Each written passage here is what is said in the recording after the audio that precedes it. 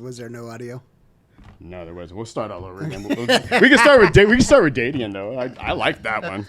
He's a trip. He's a. Okay, we are recording now. Yeah, we're good, man. All right. All right. What about Dadian? Well, when we were having that inspection, right? It was like summertime. I remember. So it was so hot. We were sweating. That's the one where I heard our RTO saying, "God damn, he's taking forever." We were out there, and I remember because I was like the fourth line back.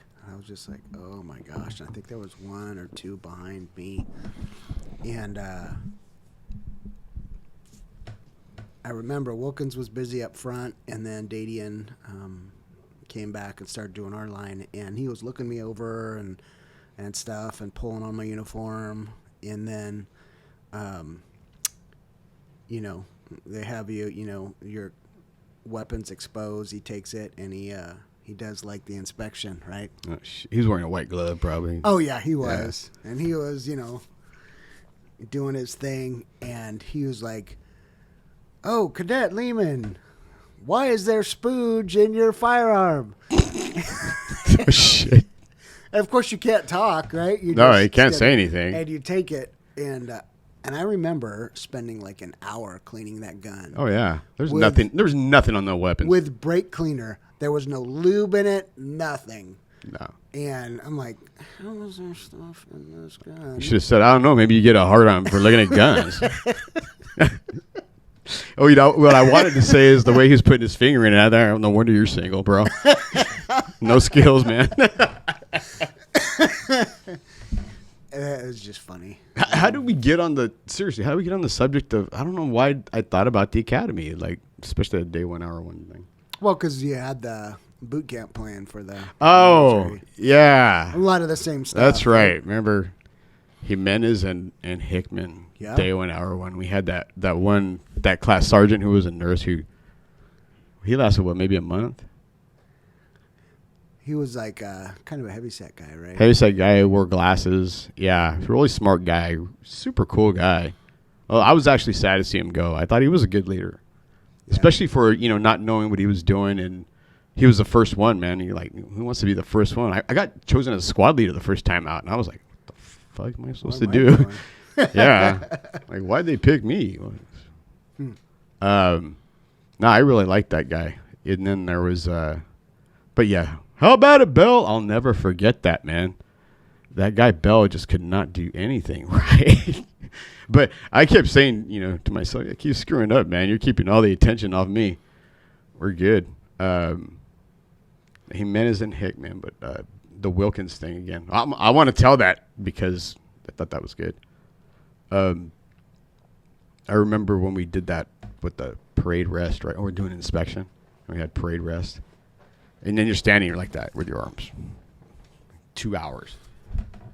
And I remember if you moved, you had to go hit the fence, right? And so I started moving on purpose, just to get some blood flowing right back in my arms. I don't think I was the only one, by the way. My feet were killing me. Did you do it on purpose too? They hurt so bad. No, I was trying not to move, but then like towards the end, probably like the last 45 minutes while you're standing there. Yeah. I'm like trying to just shift weight, just super slow, so they wouldn't see me. Right. Yeah. But I was like, I remember my feet were hurting so bad that they started going numb. Yeah. And your shoulders are hurting. Yeah. That was a long time standing there. And so, yeah, I started moving on purpose. And every time I moved, man, Wilkins was right up on me. I'm like, oh, cool. Now I know how to do this, right? So I would hit the fence all day. It's just running. At least I get to move. Yeah. And, but, yeah, I remember the third time I tried it, right when he said, hit the fence. I'm like, thank God. He says, what did you say? I'm like, oh, man, gig's up. He got me. He goes, everyone can hit the fence but you. And I'm like, this sucked. And then I started oh, man, my arms were killing me. And then, yeah, the numb feet and everything else. After that, I got his attention all the time. It's not what I wanted. That or him and Jimenez, man. Jimenez was... That's how you started. You were right next to me when he called me Atlas, right? Oh, yeah. We were doing those 4-count jumping jack. I was like, damn, these things. If you're not used to doing that and that lactic acid in your thighs, I remember I felt like that chicken flash dance. I was like doing it real quick to get like blood flowing. I'm a maniac. That's what it felt like. And then he goes, "Oh, what's up with this, Mr. Atlas?" I looked at him and I'm like, "Oh man, he's gonna ride my ass." Yeah, I mean, because we showed up in pretty decent shape. I mean, nothing compared to you, Schwarzenegger's kid, but yeah, man, that I had no idea. But I also had, there was one female cadet that was right in front of me the whole time. And she kind of made the time go by fast, if you know what I mean. I had something to focus on while we were doing PT. Just do some more push-ups. Mm-hmm. Wow. The good old days. Man. It was a long time ago. Yeah, that's like I feel older, but not, I feel better though. How many people you think, because we had, I don't remember the exact number. I know we didn't lose a lot of people. I think you could count on one hand how many people actually dropped. We had the one guy that was older. I remember him. He was like, what was he, like 50, 56 when he started? And he had to stop. He had a medical issue or something with his wife or something. He was the older guy. Remember him? Squared away guy. He wore glasses, real tall guy. Mm-hmm. I remember I really liked him. He was really a good motivator. He was an example of how you should be. I really liked that guy. And when he had to leave, I thought, man, this sucks. I wonder what happened to him, but he didn't give a shit, man. That guy was going to go into a law enforcement career at 56 years old and start. Could you imagine now how, damn, that guy's pushing, 80 now? Yeah, if he's even still around. Yeah. COVID took out a number of people. Yeah, that's true. I'd be curious to see what happened there. But what I'm really curious about, I mean, I know I kept in touch with a few folks over the years, but I wonder how many people are still in law enforcement, because it's been 24 years. Wow. We're going to have a reunion, right? Well, I know there's a couple that are still working locally, but the ones that went off, to work at different agencies. Biggie's still around. I know she is. Yeah. I heard Biswal's back in town. Tylee, he's still. Tylee, yeah. I finally went to the sheriff's department after I don't know how many years at the other agency. Yeah. Mm-hmm. Yeah, no, there's still probably quite a few doing it out there. I remember when we first started at the academy when the coordinator's like, he did it for 31 years. I'm like, fuck. You're a dinosaur, man. Tom Lean. Yeah. Great guy. Did you have any issues with him ever? No. I liked him. In fact, after the academy, I went up and visited on patrol and stuff, because he lived up in Auberry. Oh, really? I didn't know that. Yeah, and then after he left the academy, I had heard that he had sold his place and probably left the state or whatever, I would imagine. I wonder if he's still around. I think so. That guy was a healthy guy. I mean, he was running with us, and even in slacks and shit. He was a good dude. He was a good guy. We had our RTO, man.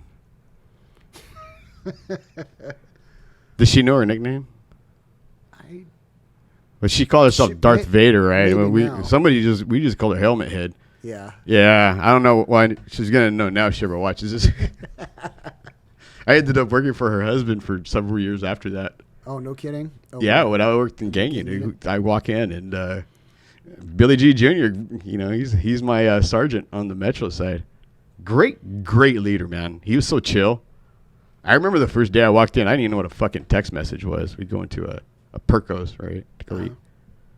And I just got my cell phone, the flip with the camera. I had a camera, bro. Then it goes off and makes this noise. I'm like, what the hell is that? And I open it up and it says, Goober. It was him. He called me a fucking goober. I didn't even know. That was the first text message I still remember. It's the first text message I ever got. I didn't know you could do that. I remember we had pagers and shit, but, a text message, whoa, big time. Yeah. Now look where we're at. Yeah, that was pre-smartphone. Yeah, it was still dumb phone era, right? We were operating on a 1G. Yeah. Yeah, I know. I remember she called me in, and I took a lot of pride in my boots. I think I told you about that one. Wilkins said, "You ever open that can of shine?" I did. I spent hours on those things.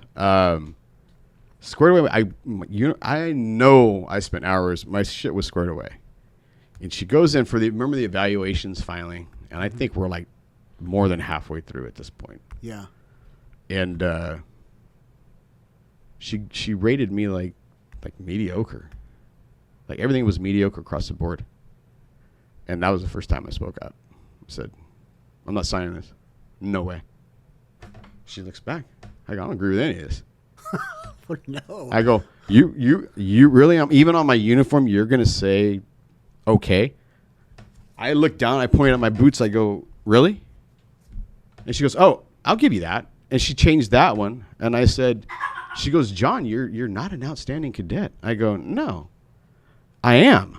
I'm just not kissing your ass. I don't speak unless I need to speak." It seems, so are you saying if people want to get your attention or they're going out of their way to get your attention, that's what makes them outstanding? I go, "No, I speak when I need to. Other than that, I don't, because it's just a waste." But if you ask, people are going to tell you that I will speak up and I know what I'm doing out here. And then that's why I love Tylee, man. Tylee and I weren't even that tight, but we were friends. I think we all kind of just kind of stuck to our own because you still have to get through, I didn't do the study groups. I tried that shit twice and I can't. No, you guys overthink shit. And I figured out how to pass all the tests because the answers are on the back. But well, actually, no. There were. We'll talk about that later. But right after I left her office, right, Tylee goes in. She calls him in. She goes, "What do you know about this chemist?" He goes, "One of the most squared away guys here."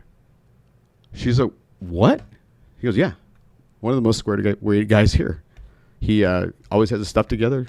Blah blah." He just goes on this positive rant about me. And she's like, "I had no idea." He goes, "Yeah." So I'm like, man, he didn't have to do that. I always admired him for that. I thought that was really cool of him. Yeah, man. But going back to even just segue from that, I think she looked at she wasn't paying attention. That's what it was. And she had her favorites, and we all knew that. I mean, and like everybody else does, it doesn't matter. But, to me, she was telling me that I was failing to act when I was acting. I was doing everything I was supposed to, and beyond that, she just wasn't paying attention. And I think that's interesting because we can kind of segue into what we want to get into here, which is omissions, a failure to act. How many times have you seen something where there's an injustice being done? An injustice being done, and that there should be something done about this, and you see guys that even whoever, they know the injustice is occurring and they sit by and do nothing. Now I'm not going to pretend I understand, but I'm going to tell you why or how I kind of came across this thought. It came from a quote, and I kind of like what Oz been doing about throwing the quotes out, right? So have you seen the movie Tears of the Sun? Yeah, but it's been a couple decades, I think. Yeah. Do you remember the quote at the end? Vaguely. Okay. It was a quote by Sir Edmund Burke, right? And I don't know if I have it exact, but the quote basically says, "The only thing necessary for the triumph of evil is that good men do nothing." And I just thought that was amazing. I mean, it got me. I mean, it's very rare that something gets me like that, but that choked me up because, the movie and I'll talk a little bit about the movie just because it's pertinent to this conversation. In the movie, they're basically a SEAL team, right? And you could tell they've been in the field a long time. Right in the beginning, they're getting back on the ship. You could tell they've been on a mission for a while. They're tired, they're fatigued, but they're ready to go. I mean, they're SEALs. They're ready to go again. So the commanding officer is like, go get Chow. I got another mission for you, right? So they end up getting this mission to go into this very hostile area. I want to believe it's a part of Africa. And their job is to go to, I think it's a missionary, and recover and rescue a doctor who does not know she's in hostile territory. Well, she's there with a few nuns and a priest that are helping out these kids in this whole village there.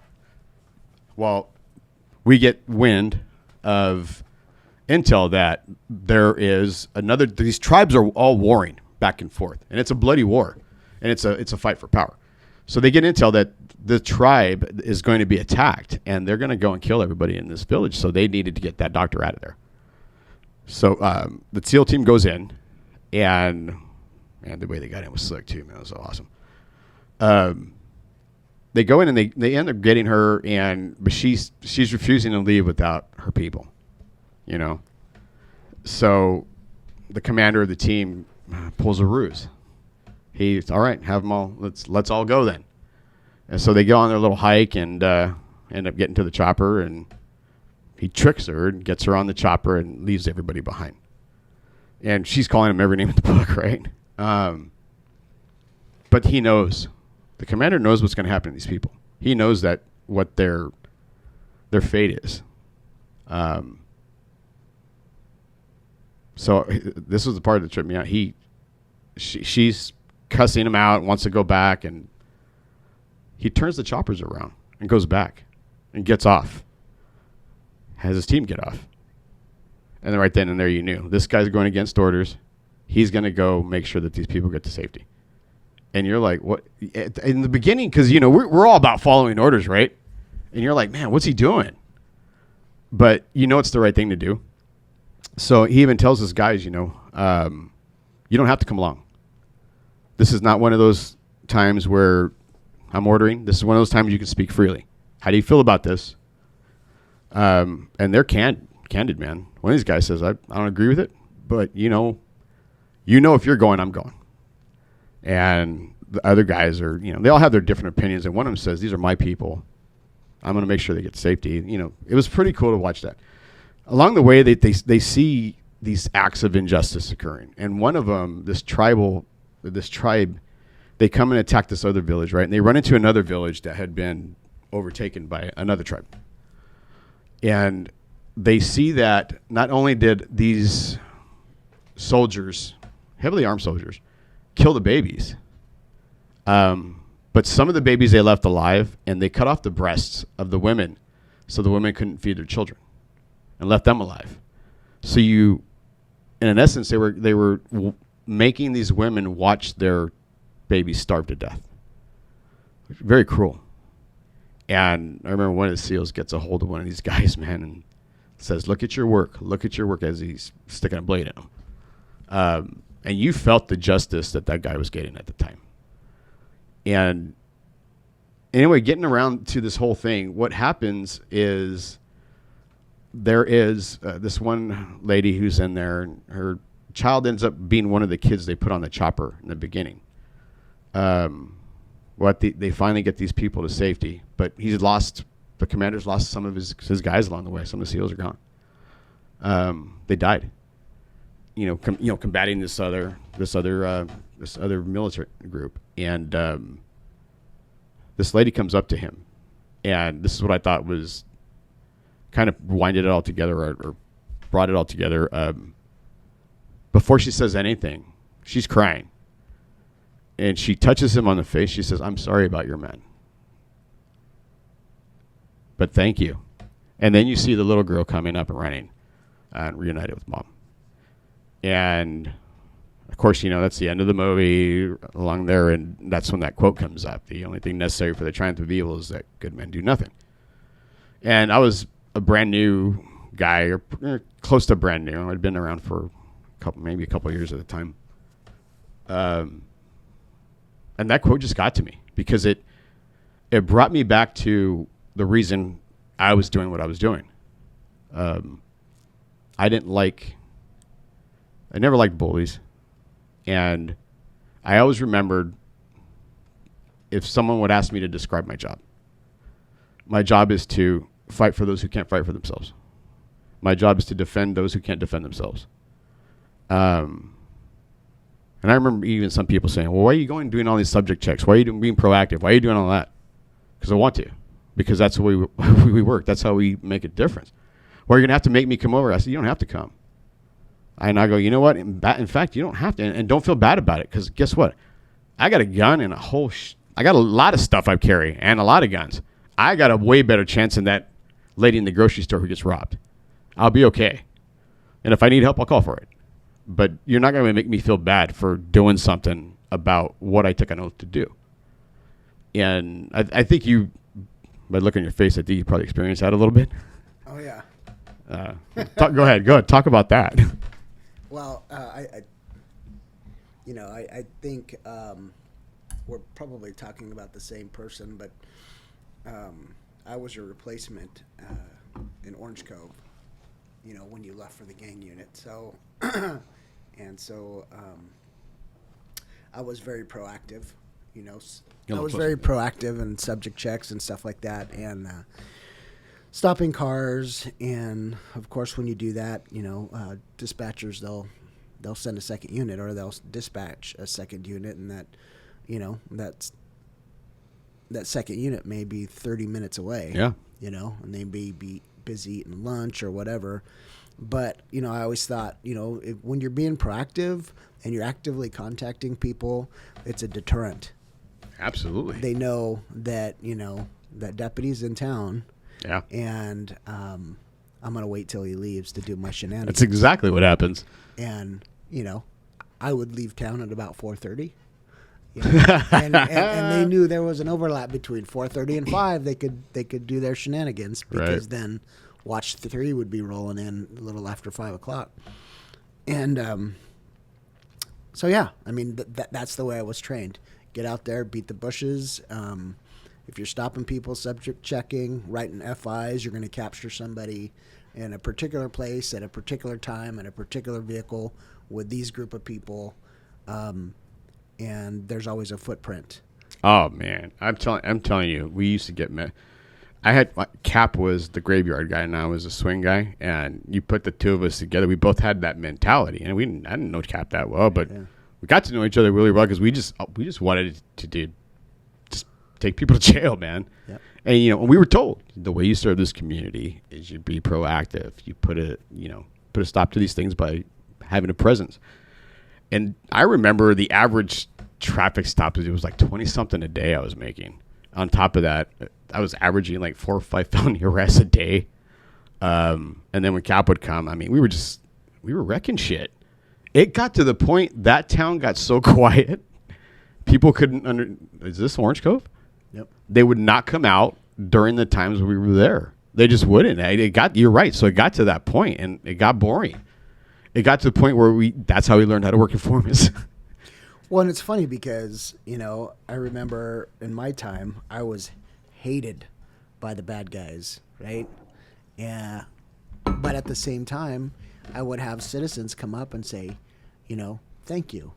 Thank you for being visible, and we feel safer when you guys are visible, and it keeps the bad guys indoors. Yeah. And that's the thing about that community too, right? So it was a big farm labor community. I mean, you had to almost tell them, look, don't start towing everybody's car. How is this guy going to get to work? Yeah, he may not have a license. I get it. But this guy's not doing anything wrong. He's got no record. He drives literally just to go pick all day. And I couldn't find myself to do that. And I guess because I grew up in a town like that myself, out here. And I knew how hard people worked and how hard it is, or how easy it is that we had the power just to ruin somebody's life because we could, not because we should. And that was one of those things. If someone was a hard worker and they had a job, they weren't a problem, and I pulled them over and they didn't have a license, I wouldn't even run them. Just walk away. You can't drive, but you can walk. Can I get my car? I don't know what you're going to do with your car. I'm going to go. Can't give you permission, man. But once again, you start to see there's a pattern of, deputies that are out there acting, and there's ones that don't do much. Now, is that a failure to act, or is it just laziness? I mean, is there a difference? I would say, yeah. If you're putting blinders on, what do you think that is? And blinders meaning that you're on your way home, you see something, you see a DUI swerving all over the place, but you want to go home. What's the right thing to do, though? You stop it, or do you pretend you don't see it and keep going? Well, it's failure to act. Yeah, you have to, you got to do the right thing, right? Well, because, that DUI driver that you pass by and don't act, and stop the car, a mile down the road, it could slam into a minivan with a mother and her kids. Absolutely. And that deuce is going to survive, but that mother or her kids, there's a good chance that they're not, statistically speaking anyway. And it's funny how, and this is why I really want to get into this conversation, it's funny how when this gets to a deeper level as you progress in your career. I saw it get to the highest levels of, wow, where I'm starting to look at guys that I thought were very solid people. And we'll get into that in a minute. But I remember even becoming a supervisor. When I became a supervisor, on my shift, I remember I had this female. She was on my shift, right? And she gets an identity theft case. And she's calling me. And she can't wait to not do this thing, right? Because she can't talk. She's trying to talk me out of like having her actually do something about this. Look, man, I know it's Pandora's box. You got to so when you get an identity theft case, you got to get 10 victims. You have to contact at least 10 people. You have to do that just so the DA will pick up a case on that. But if you've ever had your identity stolen, it's a pain in the ass, right? It's a nightmare, and especially if you don't catch who did it. So this female, she calls and she's like, I don't know about this and this and that, and I could tell she's trying to talk herself out of it and trying to make herself feel better. Like, no, maybe it's not a good case. And I said, no, what do you need? Well, I got this. She literally had like 200 something pieces of evidence, man. Oh, man. Yeah, it was a nightmare. But I said, hey, this is what we're going to do. I'm going to bring in 2 officers, and I'm going to go help you myself, and we'll get it done together. And that's what happened, right? And it took a while, but it got done. So every day before work, I would get up and automatically right when I got up 2-mile run. So that next day after this, I had it in my mind already. I have to. I guided her, but I have to get her to know why she had to do what she did. Sure. Not just you do it. It wasn't an order, and we helped, right?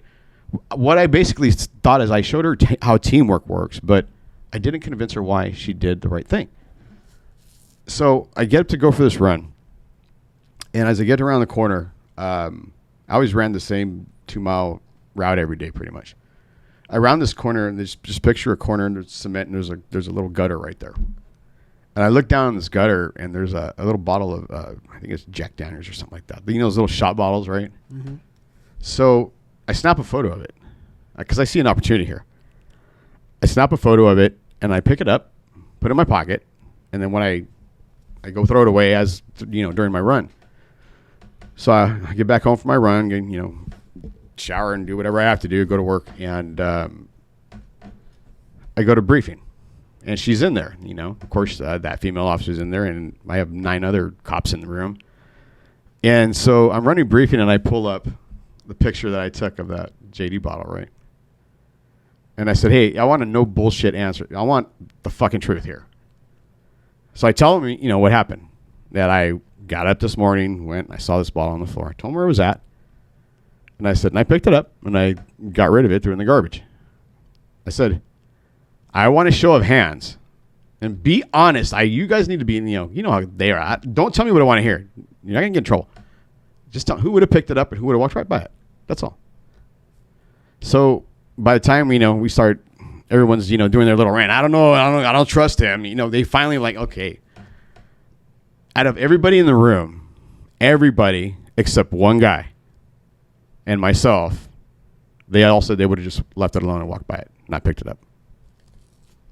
And I thought, well, that was interesting, So I asked, well, from your perspective, why would you just leave it there? It's a little tiny bottle. It's not hurting anybody. I mean, the street sweeper is going to come by, or everyone had a different reason, but to them it just wasn't a big deal. But what got my attention was the other guy who would have picked it up, right? And I said, well, why would you pick it up? He goes, because I think it was his mom. He goes, my mom slipped on one of those or something similar, broke her hip. Wow. And that changed our lives. And I didn't mean to, but I smiled. But it was one of those smiles of, not that I think it's funny, but I can relate. And I said, my stepfather slipped on something similar. And it changed our lives forever. Not only that, it led to things like dementia and everything else, which really we're still paying the price for today. I mean, it just really ruined and changed our lives. Something about that breaking of the hip, and like there's something released in the body that they'd never come back the same, So when I see that, I don't see a bottle that's no big deal. I see countless nights of no sleep. I see my mom's face of pain. I see my brothers and myself having to do extra. I see my daughter dressing up to make Papa feel better. I see, at the time I was married, my wife getting up and looking for ways to go cheer him up, go to the hospital. Do you see what I'm getting at? Mm-hmm. Based on, maybe a little bottle to somebody, but to me that was a life changer. And then I looked around the room, and I just saw the light bulb go off, man. They're like, and I looked at her, and I said, so do you understand now? To you, last night, when you picked up his case, you picked up the bottle. You didn't think it was a big deal. You thought all that work was going to be for nothing, right? But think about every one of those victims who now doesn't have to call the credit bureau, doesn't have to go through all this hassle where they have no money in the bank suddenly. Now they can feed their family. You didn't think about that. You're probably going to have to starve for a couple of days because you got no money in the bank because somebody stole it. You probably let those kids eat now. When you break it down, like I saw her face, and I want to say that I don't think she's ever going to do that again. But it's just the value of a perspective about doing the right thing. But here's the interesting part that I see even on the highest levels, like I was just talking about. What's the first thing she did when she didn't want to do this? She didn't want to do the case. She didn't want to go through the work or do the work. She was justifying it in her own mind, right? Why? And then she tried to justify it to me. And now, if I would have let her do nothing, am I the guy that stood by and did nothing? Absolutely, right? Especially based on my experiences. I couldn't do that. And what's my motivation? It's the right thing to do. And I'm not saying I always did the right. Who knows? But I think once your perspective changes, you kind of feel when something's right and something's wrong, right? Like we talked about one time, you don't know the value of a raincoat until you've been in a storm, right? But I saw that at a higher level, ACE started occurring. I used to hear conversations in the halls, in the offices, people with bars on their collars. I saw some things, some people unjustly getting paid attention to. And then I heard those conversations of convincing themselves it was the right thing to do, or at least are finding it looked like they were fishing for a reason to do it and feel good about it. You can't tell me that doesn't exist. I mean, it has to, right? I mean, I can't be the only one that saw something like that. And that changed me. It did. It made me look at the world differently. It made me look at leaders differently. It made me realize that it's not the bars that make you a leader. It's courage. I always looked up to the people who not only did things for the right reasons, but they weren't afraid to stand alone when they did that, even if everybody hated what they did. Those guys were courageous. And sometimes they were targeted. Sometimes they weren't. But why? Because they went against the grain, because they didn't go with a popular decision. Then I started to see another pattern of people just going along with the popular decision because it didn't rock the boat. Well, if your biggest concern is rocking the boat, what are you doing in a leadership position? You know, that's another question that I had. So, chime in here. What do you think? I mean, I can't be the only one that saw some of this stuff. Yeah. I saw a lot of the same stuff you did, but I think it kind of goes back to, excuse me, that female, all right? She probably got another call, identity theft, and then she's looking at all the info, and it's, like you said, it's over 200 pieces of, evidence, right? Easily. And so,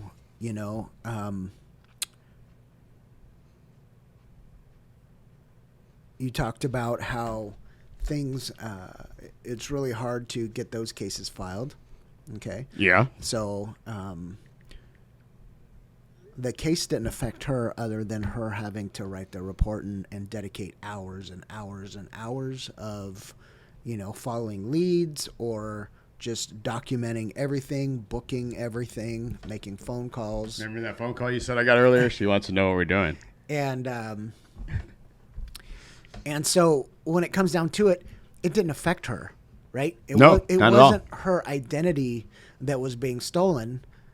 So it's easy to just say, you know what, it doesn't affect me, right? Right. And so it's only when an event or a situation affects us is when we pay attention. So, we transfer to people in a leadership position, right? Yeah.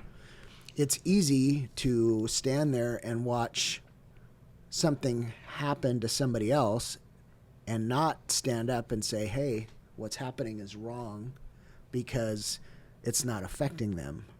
Right. And more importantly, somebody who does stand up and say that is wrong and stands in the fire for somebody who's being picked on or targeted, it could affect them negatively down the road. Absolutely. I mean, especially if you got, career ambitions, you want to, move up the ladder and that kind of thing. And then I understand there's a trust issue. Well, am I standing on my 2 feet to defend this person? Did this person actually do something worth defending? Or is this person, and it's whatever the case is, Yep. They want to stand on something solid. And I understand that. But here's what I don't understand. No one's doing, I saw investigations not being thorough. I saw just everyone sits in a room. They all come to an agreement because that's how they feel that day. And that's the narrative. We create it. That's what we go with. And if you tell me that you have a room full of intelligent people that not one can stand up and say, did we ask this, and that? We want to be, because the right thing to do would be like, hey, this could affect somebody's life. Let's do right by the right thing. Let's be objective, not taking sides. But we've lost the humanity, I think. Well, yeah, and I think more importantly also is that you have certain situations where, people in leadership positions, they come up with a narrative that protects the departments. Which is it's a necessity. I can see that. And the investigations follow that narrative. Yeah. And those investigations may not be complete, concise, and fair across the board. You're right. Written in a direction that it wants to go. So you're saying that they create the narrative, they make the narrative fit. Yeah, I've seen that, and I've also, and that's what blows me away. What is the first rule as an investigator, as a professional investigator? It's follow the evidence, because what you sit down, right? And I remember getting cases. First thing I would do is sit down, go from beginning to end, write out the timeline, write out a spider graph, how everything was connected. Then I'd come up with a theory. And how many times was I wrong? I was wrong all the time because I followed the evidence. I followed to the truth. And once I got to the truth, that's the truth. That's the narrative I wrote because I have to testify to that. And I have to go testify to that under oath. I can tell you for a fact, I saw that not occur when it came to, some leadership positions when I saw a narrative being created and it fit no matter what. I mean, to the point where it was almost ridiculous. Well, it was like when you and I were trained, right? Yeah. Going through FTO, they tell you, okay, the facts, nothing but the facts. You take the facts, you document it as such. You don't put in your opinion. You write the facts. The facts will speak for themselves, right? No narrative. There's already a narrative that's been created by whatever situation you get dispatched to. Yeah, exactly. Right? Yeah. I don't need to interject my opinion into it because then it changes the dynamics of what people are going to hear. Right. Right? And I can steer it if I want to put my opinion in there. I can steer the report in any direction I want. Of course you can. What do they call that? Creative writing, right? Creative writing. There you go. I get it. And I don't get it. Hey, look, I'm gonna be. I was guilty of that too. I wanted something to fit. I remember, kind of, not that I never wrote any lies or anything false, but I made sure that it made sense in my head and I wrote it down. But it had to fit. It had to make sense. Or sometimes I just wouldn't write it. Now, is that an omission? Could be.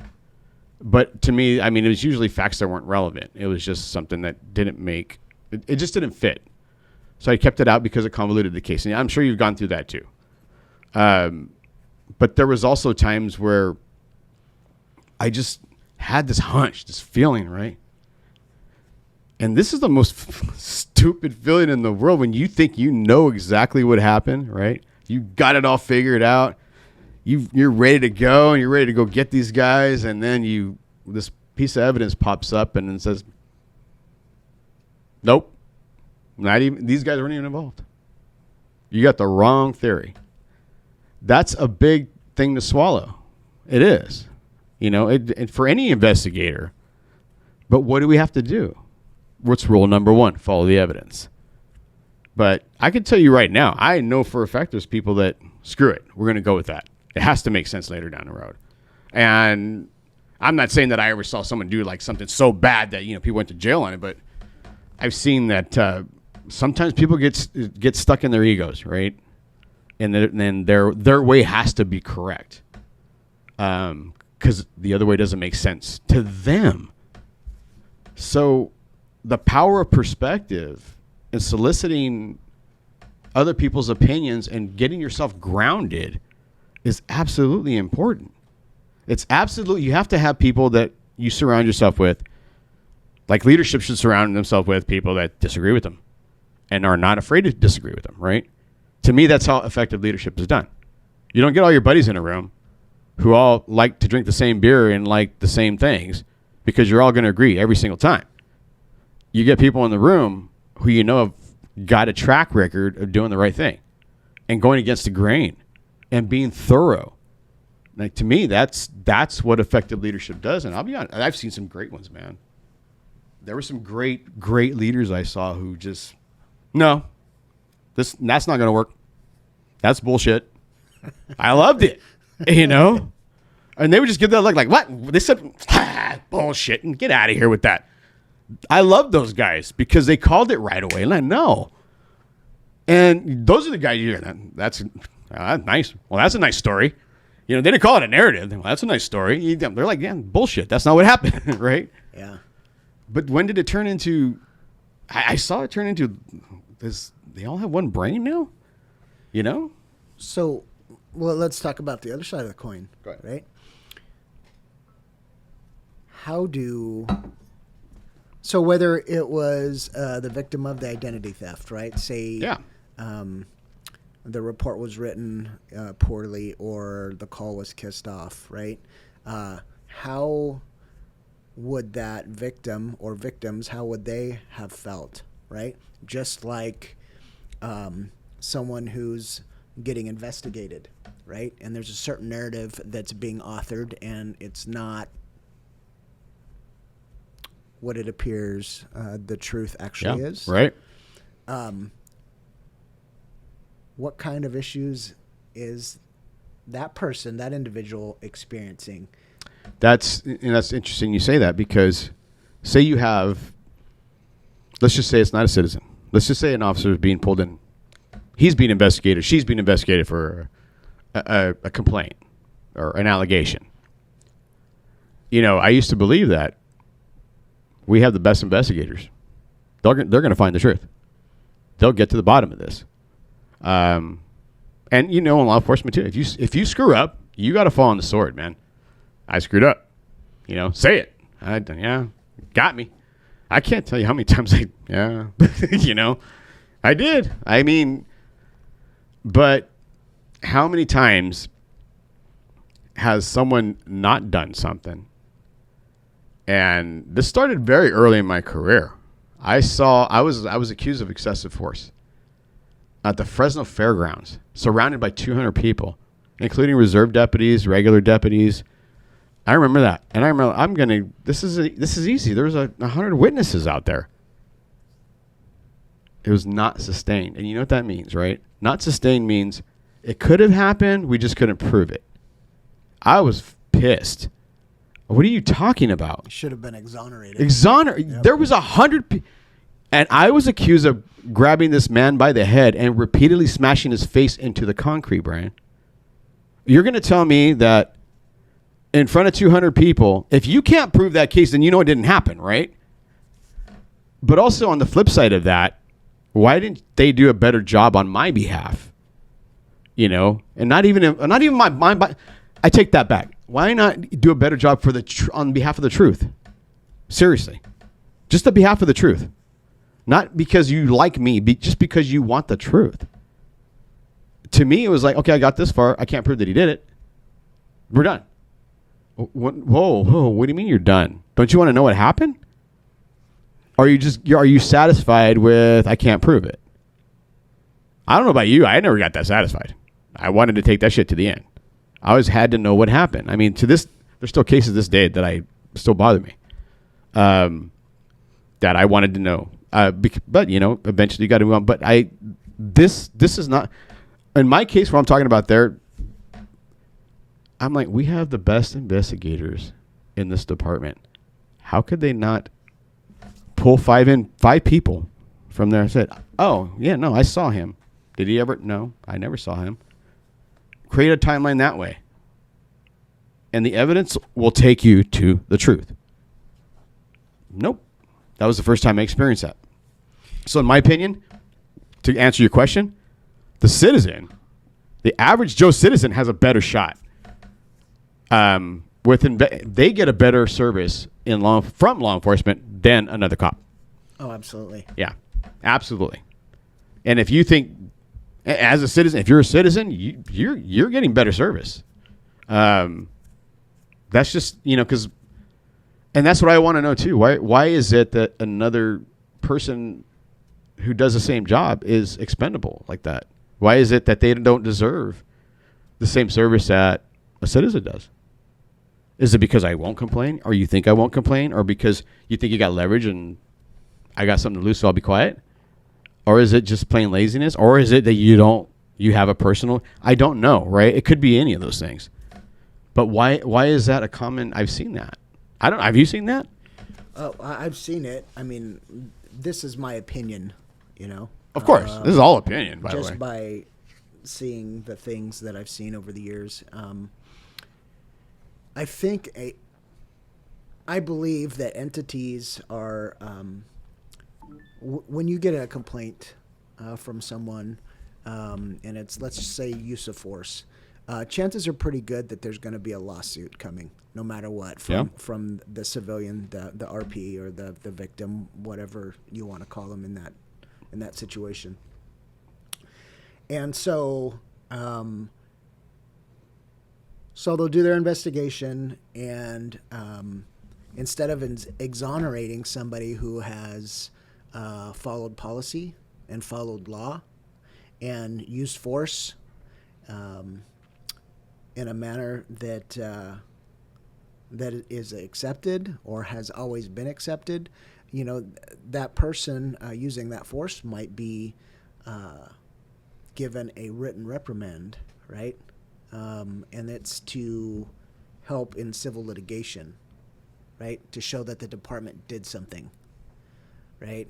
So they acted, but what? Yeah, but if they get reprimanded, that's also admission they did something wrong. Right. So does that help with negotiations for a dollar amount? Maybe, I don't know. Yeah, or it might just help the civilian believe that they got their pound of flesh, right? Maybe walk away. I mean, it can honestly, like, that's beyond my pay grade.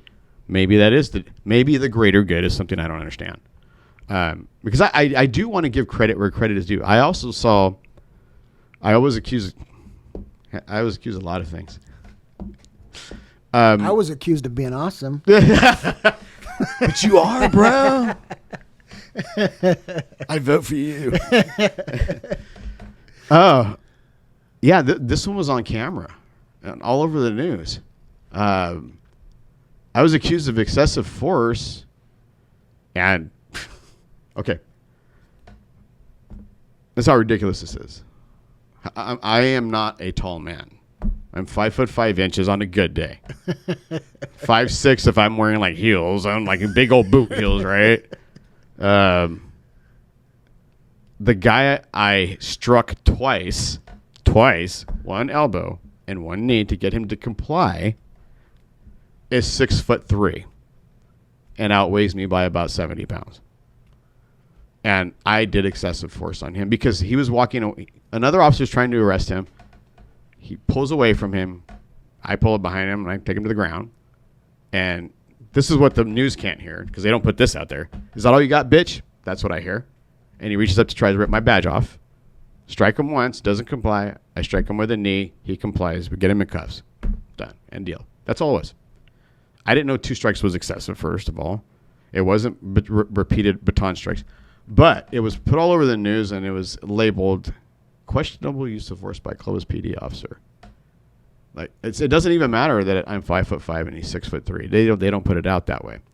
So this is what I will say. I do give credit where credit is due.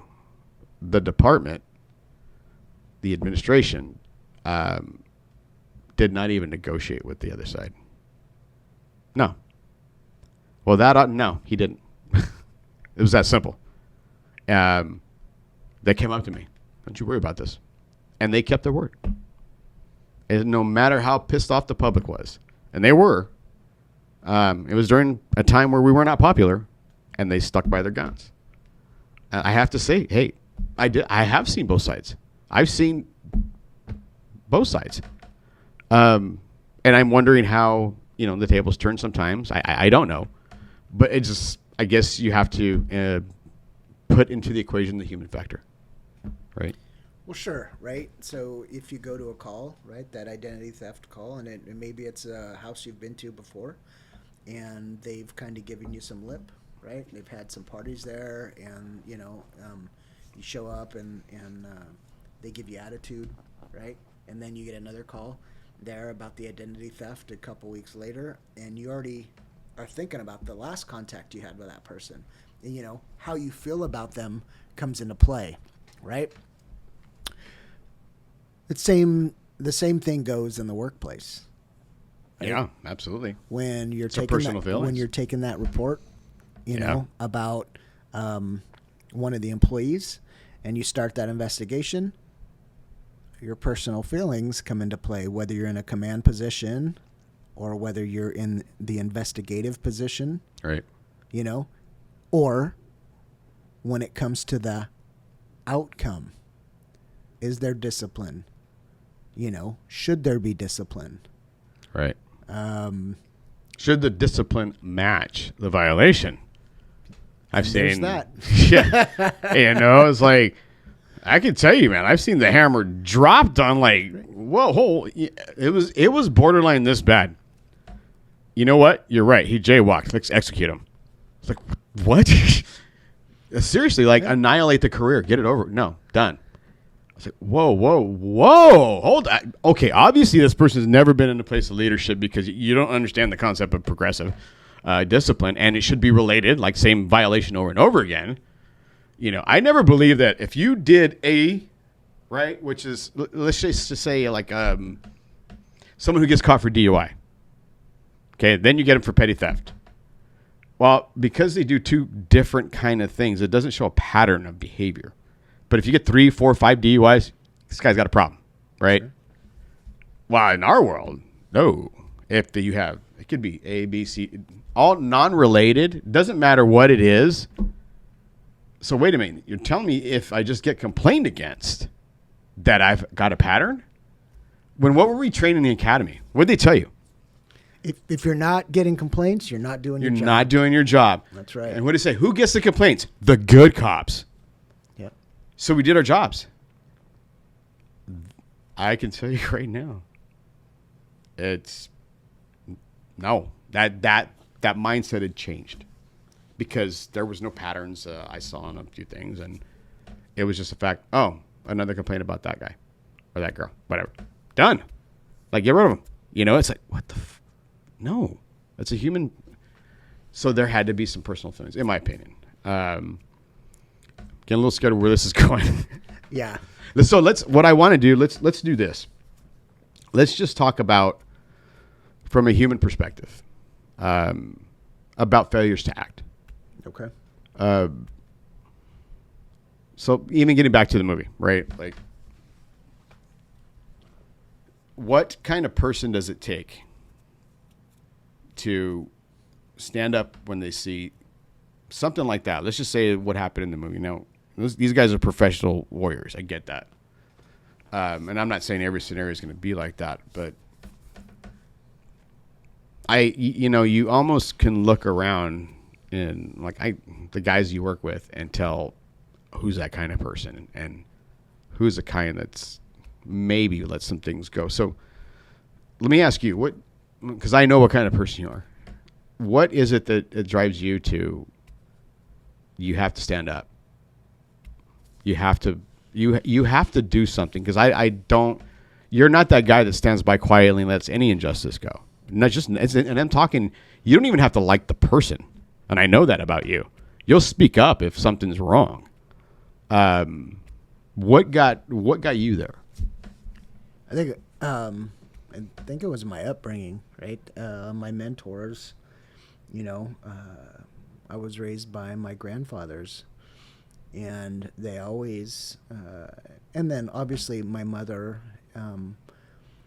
always instilled the value in me that, always do the right thing, even when no one's watching. Always work hard. Don't worry about what people say, things will work out, if you're, if you're going to excel in whatever job you do, you have to work hard, and you'll excel just based on merit. And always stand up.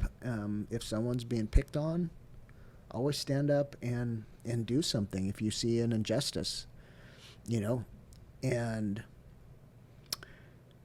I think it became deeply ingrained in who I am, because even back in school, I can remember getting in fistfights because, there would be a kid being picked on.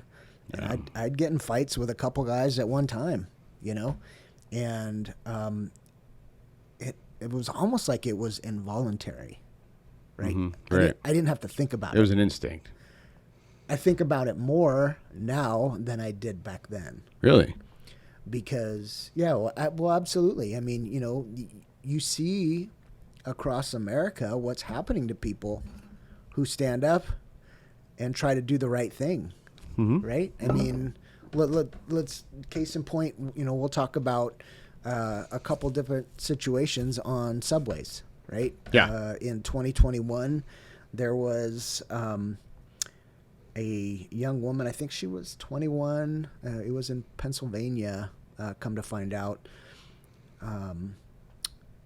she was on the subway. There was a male got on the subway, sat next to her, started coming on to her. She pushed him back, and he started groping her and stuff. She tried to push him off, and then ultimately what happened is because she didn't appreciate his advances, he ended up forcibly raping her for 30 to 45 minutes while on the subway, and there were multiple onlookers. Wait, whoa. Public rape? Public rape, forcible rape, right? And, there were other things that transpired. She was not a willing participant. And there were other men on there. And ultimately, my blood is boiling right now, bro. Yeah, for 30 to 45 minutes. And not one man stood up. But yet, they all had the wherewithal to pull out their cell phones. And the law enforcement that ultimately got the report 45 minutes later. Yeah. And got on the train, got on the subway while the guy was still raping her and stopped it. All these people had cell phone footage of it. And when the law enforcement went back and looked at the surveillance on the train, they could see that people were pulling their phones out. And, they weren't sure whether they were taking still shots or whether they were taking video, ultimately, of what transpired, right? So you have people that fail to act in this situation. Right? Yeah. And I'm not going to blame everyone. I mean, if you got somebody who has no capability, they're not strong, say it's, a 12-year-old kid or something, I don't know. That's being extreme, but I don't want to blanket judge, but I find it hard to believe that 2 or 3 guys just getting together and like, let's grab this guy and stop this. Can you tell me more? I want to, what happened? Well, the guy ended up getting, he was taken into custody. They waited for law enforcement to arrive. So yeah, basically what happened is through the assault, there was an off-duty subway employee. Yeah. That was notified about this, and he or she ultimately called the authorities. And of all those cell phones, they got one call. One call, and so the person that called had told the law enforcement where they were, and then at the next subway stop, the law enforcement got on the train and made contact with the suspect who was actively, committing the crime. But on the other side of the coin, you have another subway situation that occurred in New York, where you've got this young Marine who's being charged with murder because there was a man that got on the train who was a career criminal who had issues on the subway before. Mm-hmm. And he got on the subway, the suspect, and made some statements that he was going to hurt somebody. And so this young Marine, with the help of 2 other males, made contact with the suspect. The fight was on. I'm not totally clear on the move that was used, but what I understand was the rear naked chokehold was used on the suspect to not choke him out, but to hold him down until they could get to the next stop and, law enforcement could get involved. There were other 2 males that were assisting this young Marine in holding the guy down. Well, ultimately, the suspect passed away. I don't know whether it was positional asphyxiation or... Yeah, how were they holding him down? He had too much dope on board. I mean, if they were not trained to hold him a certain direction, I could see how that occurs. Yeah. But also, they're not expected to be trained when they're acting, especially in protection of somebody else. But this young Marine, now he's being charged with homicide, right? Why? Whoa. What? Yeah. What kind of... So, well, let me be fair. Just ask, what kind of... Do you know what kind of statements this guy was making, or why they intervened, or why they felt they needed to intervene? Was the threat immediate, in other words? He said he something to the effect that he had gotten on the once he got on the subway, he was looking to hurt somebody. Oh, okay. Well, that's pretty clear. So you have situations like that, Yeah. which would cause maybe a good responsible person to rethink, well, if this is happening to somebody in a similar situation, Right. do I want to stick my neck out? Well, if you have 3 people getting involved, that tells me there was something violent that occurred that they saw and they witnessed, and they had to do something, right? Sure. 3 people aren't not just going to do that out of nowhere. That's just based on my experience with people. Especially, did they know each other? No. Okay, so you have a Marine and 2 guys he didn't know on the same train, subduing a person, holding him down. And a rear naked choke was, and by the way, that's usually, if it's applied correctly, it's one of the safest things that's out there, honestly. I have been doing that. Brazilian Jiu-Jitsu, they call it Mataleon. And the reason they call it that is because it's the equalizer of men. We all have carotid arteries in the neck. Well, if you cut off the blood flow to the brain, no oxygen gets there, and they're rendered subconscious or unconscious.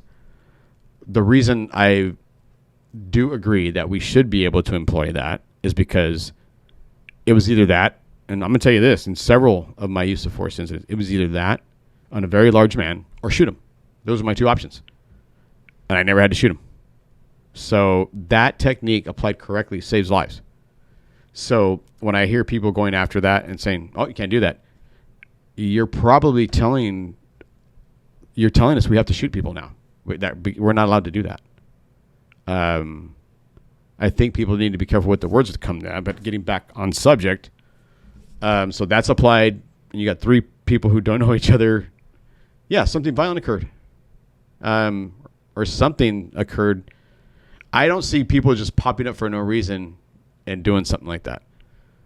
So charging him with homicide based on what do we know?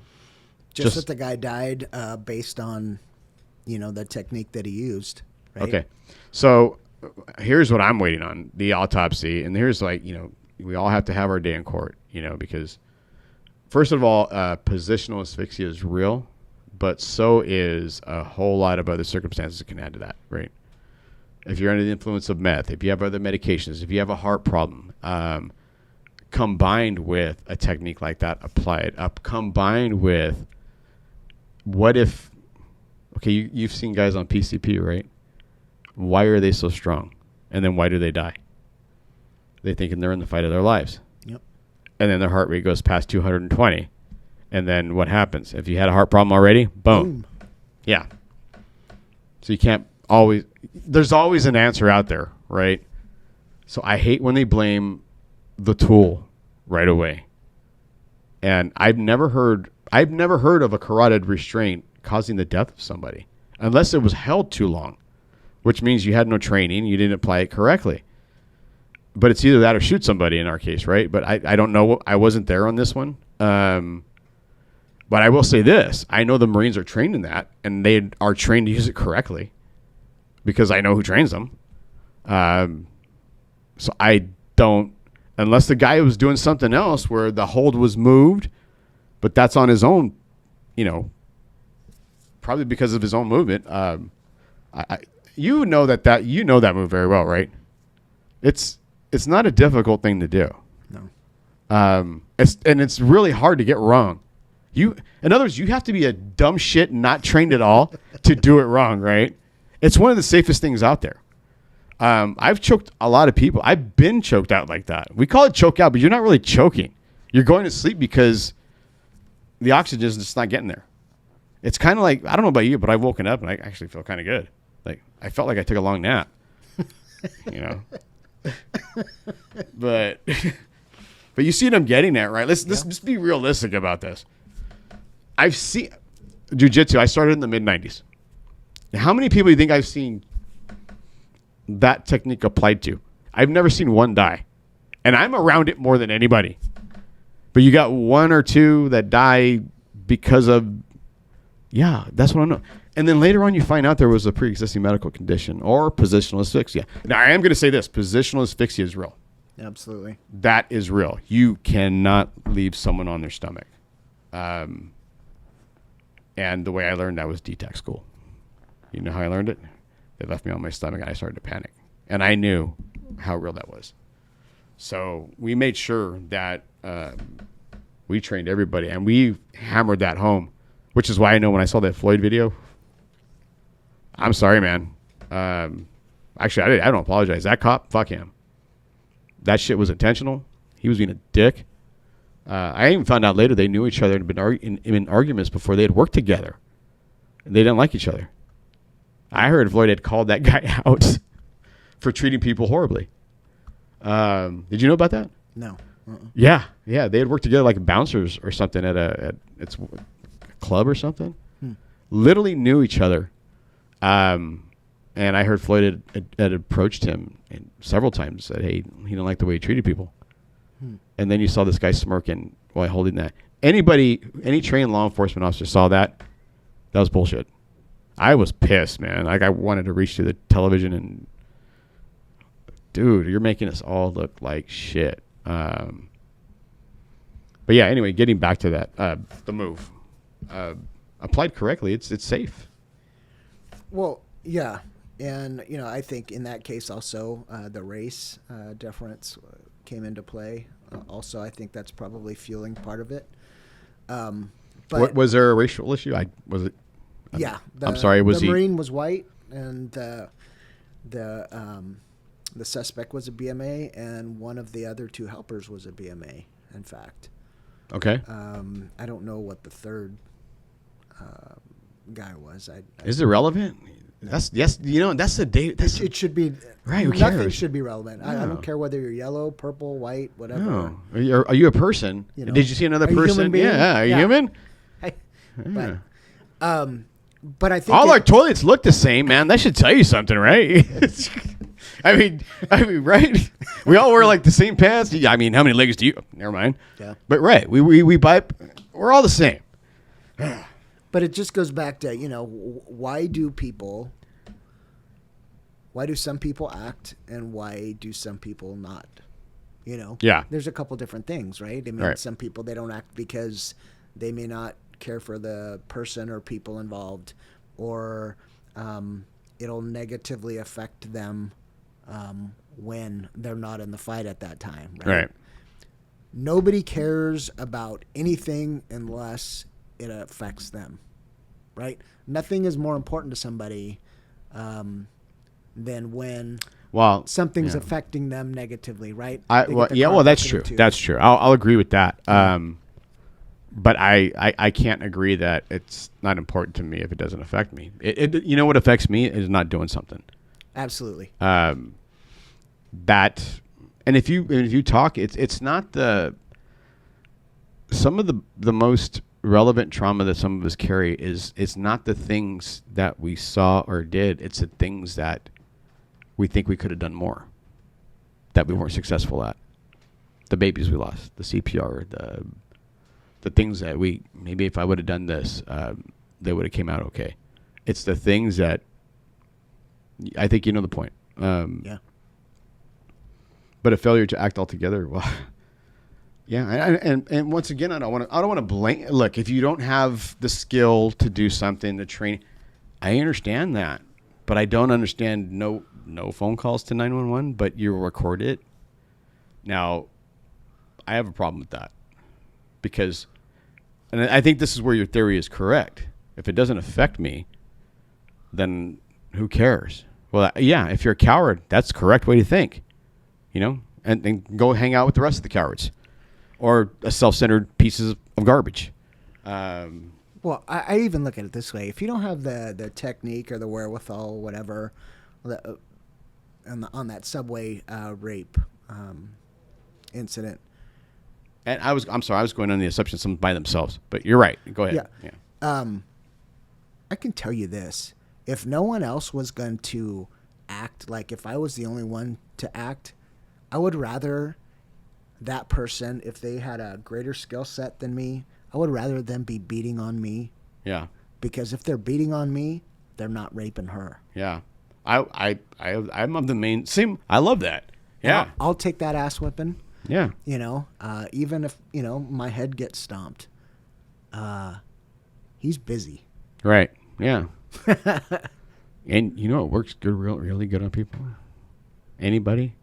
I asked look, man, you and I both know you get a jiu-jitsu black belt, man. You're like a little ball of yarn that they're playing when the master cat's killing you, right? But you know what? None of them can stop. Fucking bite them in the nipples. I asked them all, what'd you do if I did that? They go, ow. So if you guys act like a fucking pit bull, right? Just get in there, man. Yeah. Yeah, just you're right. And I was thinking the same thing. At least jump on there and concentrate on me. Because, you know, at least that girl's going to get up and, unless she's like somebody. She's going to run. Yeah, she's going to run and probably, yeah. And she may even be the one to call. Who knows? Yep.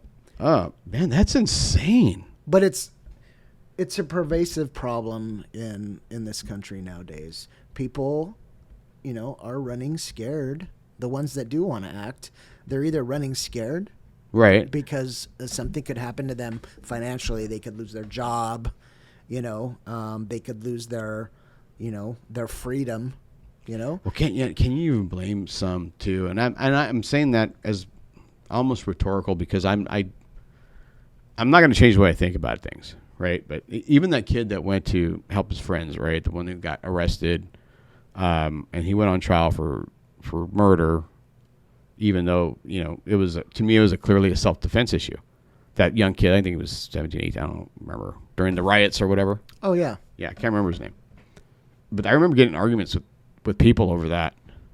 And it wasn't even an argument on my part. I'm like, I see self-defense. I'm sorry. I saw two guys attacking him, one with a skateboard over the head. I mean, that's the use of force in my opinion. And they're like, no. What was he doing there? No.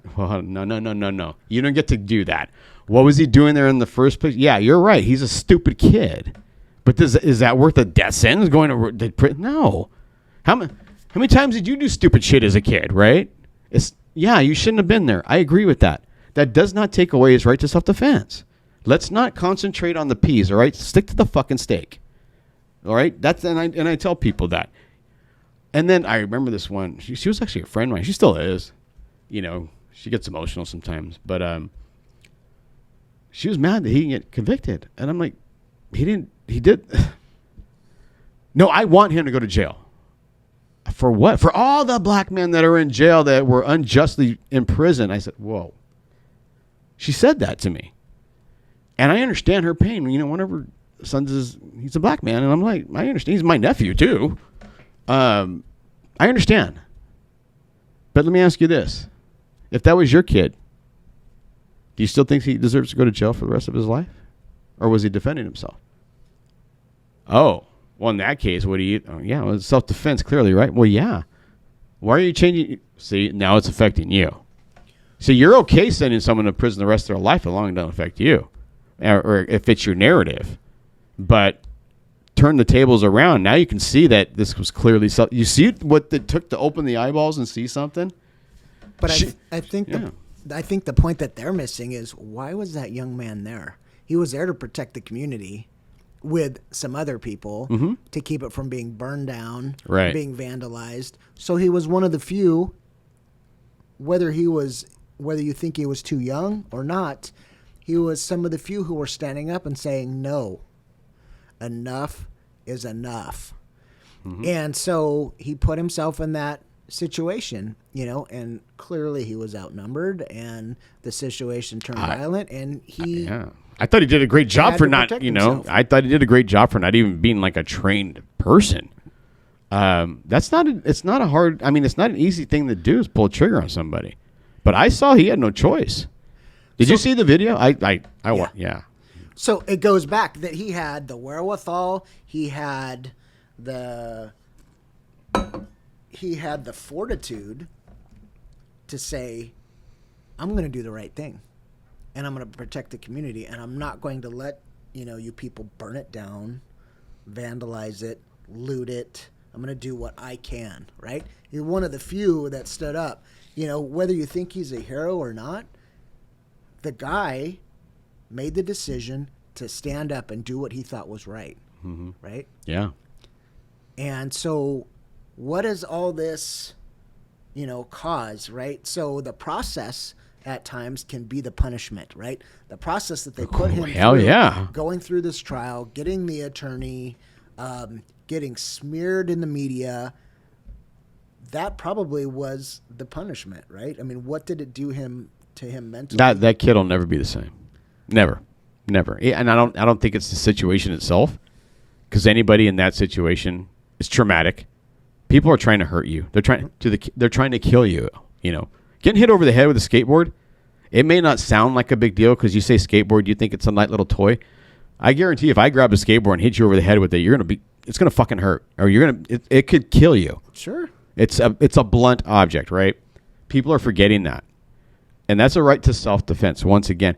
And here's the messed up part: he doesn't even get to concentrate on that. Not only do you have that trauma, you have the trauma of being ridiculed and being put on public trial for every wrongdoing against Black America because you stood up that day. And honestly, that's what it is. I mean, and I'm not saying all black people. No, and I'm not saying that. But that's what the trial looked like. And I don't understand that because I don't even remember a black person being involved. Well, the whole spectacle and other spectacles like it, whether it's this Marine or whether it's this young man who, you know, had to shoot somebody in self-defense, people watch that, and it's a mental deterrent. People say, you know what, I'm less likely to get involved. I just don't want to get involved because then that's gonna happen to me, right? I'm gonna lose my job. You know, I'm going to have to get an attorney. I'm gonna get arrested, possibly, depending where you live, and it's gonna cause people to second guess themselves. Maybe make the decision, you know what, I'm gonna go out this side door. I'll let somebody else handle it while that young lady keeps getting raped. You know, I'm not gonna do anything. You know, it's gonna cause the few good people to really reevaluate what their response is in the future. And that's really sad. But yeah, I think, and maybe this conversation can help, but there's a story I heard kind of in relation to this, and it reminds me that you have to be steadfast in your belief. You have to be willing to pay the consequences, even if they're unjust, because of where you stand. Even if you stand by yourself, right? And I believe that, because do I believe that men have spent time in jail and women unjustly for doing the right thing? Absolutely. Do I think it's horrible? Absolutely. Do I ever want to be that person? No, but the chances of it happening are probably higher because I know I'll remain steadfast in what I believe. That kind of stuff won't deter me. Someone's opinion or public scrutiny, and it never has. And I'm talking about me right now, but I'm putting it out there as we should not change our belief system. We should not change our morals, values, ethics, and turn into something that public opinion wants us to turn into, which is cowards, which is appeasers. I never signed up for that. And I think if you don't stand steadfast in your belief system, you're betraying yourself. And that's hard to live with. That's what kills people on the inside. That's what puts you in an early grave, is you compromised who you are. And I can say, I'd rather, the story I was talking about is, we all know who the Gracie family is. Brazilian jiu-jitsu badasses, man. I mean, but they're they're a very honored family because they're very peaceful people. So I remember hearing this story about one of these Gracies. He had a daughter in school, and she kept getting bullied. And they kept trying to do the right thing by going through the correct channels and trying to solve this issue without any violence. And it wasn't happening. And finally, when this person got violent with the daughter, which was a guy, it was a boy, what do you think happened? Dad finally said, all right, I've tried everything. He went over there and handled business. And then the cop showed up and arrested him. And this is what he said: I'll gladly go to jail. He'll never touch her again. And I thought that was just a perfect way to put it, about being steadfast in the way you are and who you are and being true to yourself. Because I think you may have to, though, as ass backwards as the world is right now, dude, we may end up in jail, honestly. And I have thought about that a lot, and I'd rather go to jail than be a coward or compromise myself or betray myself. I couldn't live with that guy. I couldn't. And now, especially now that I've gone on this whole, journey I've started where I have to really find out who I was and be honest with myself. And you're on the same one, man. And it's hard to get to that place, right, where you're honest with yourself and you had to say, hey, did some stuff that I'm not proud of. And I never want to be that guy again. And how do we become that guy again? We start lying to ourselves. Or we start compromising.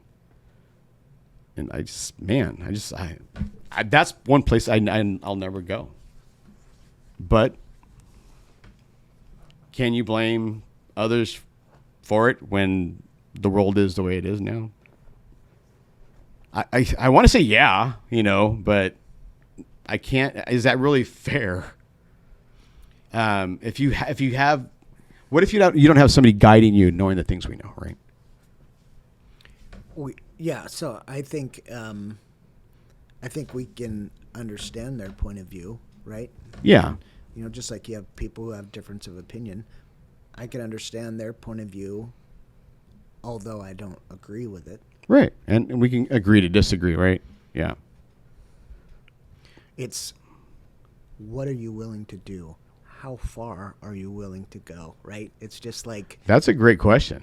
In our careers, what are we prepared to do? Bro, I pushed the limit though, man. And I know you did too. Do you remember when we first started and you would ask questions? Well, can I shoot him? Can I shoot him? Can I shoot him? And what did every sergeant say? Well, policy applies. That was the answer I got. Yep. You know what I started doing as a supervisor? I always remembered that. I would pull my shift and I said, hey, this crime we have here, if you see this guy, fucking shoot him. And if he turns around and runs away from you, shoot him in the back. What? Yeah, I'm telling you, he's shootable. He does not get away. Identify him or whatever. And I just saw the look of relief come down a lot of faces. And to me, okay, I just took the decision-making process and made it that much faster for them. The only reason I did that shit is because it was never done for me. I wish it was. But they're basically saying, it's on you, dog. I'm not taking responsibility for that. Yep. What do you think about that? Was I crazy? No. I don't think so. I think it